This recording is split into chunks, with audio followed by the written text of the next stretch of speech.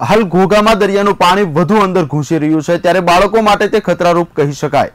ત્યારે ઘોઘાના રહીશો સરકારી તંત્ર પાસેથી આશા રાખીને બેઠા છે કે સુરક્ષા માટે કંઈક સારા એવા પગલાં લેવાય। ભાવનગરથી 20 કિલોમીટર દૂર આવેલું ઘોઘા બંદર જે દરિયાના કાંઠા પર વસેલું છે, દરિયાનું પાણી આગળ વધતું અટકે એ માટે વર્ષો પહેલા દિવાલ બનાવેલી જે હાલ છેલ્લા કેટલાય સમયથી તૂટી ગઈ છે, છતાં સરકારી તંત્ર દ્વારા લોકોના હિતાર્થે કોઈ જ પગલાં ઘોઘામાં નથી લેવામાં આવતા અને હાલ દરિયાનું પાણી ઘોઘાની અંદર વધુ પ્રવેશી જાય છે। જુઓ આ દ્રશ્યો, બજારોમાં પાણી ભરાયું એ દરિયાનું પાણી છે। કદાચ ક્લાઇમેટ ચેન્જની આ ખરાબ અસર કહી શકાય। ઘોઘાના રહેવાસીઓએ અનેકવાર આ બાબતે લેખિત રજૂઆત પગલાં લેવાય તે માટે જવાબદાર અધિકારીઓને કરી, છતાં સરકારી તંત્ર દ્વારા કોઈ જ કાર્યવાહી ઘોઘામાં નથી કરવામાં આવી રહી। હાલ ઘોઘામાં બાળકોનું ભવિષ્ય એક ખતરારૂપ ગણી શકાય।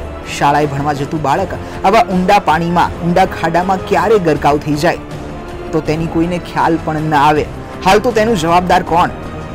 ઘોઘામાં જમીન પણ દરિયો નજીક હોવાને કારણે નબળી છે, જેના કારણે મકાનને લૂણો લાગવાનો પ્રશ્ન પણ વધુ રહેતો હોય છે। હાલ ઘોઘામાં દરિયાનું પાણી વધુ આગળ ઘોઘાની અંદર ઘૂસી રહ્યું છે, ત્યારે સ્થાનિક રહેવાસીઓ, બાળકો અને વિદ્યાર્થીઓ માટે આ બાબત વધુ ખતરારૂપ બની રહી છે।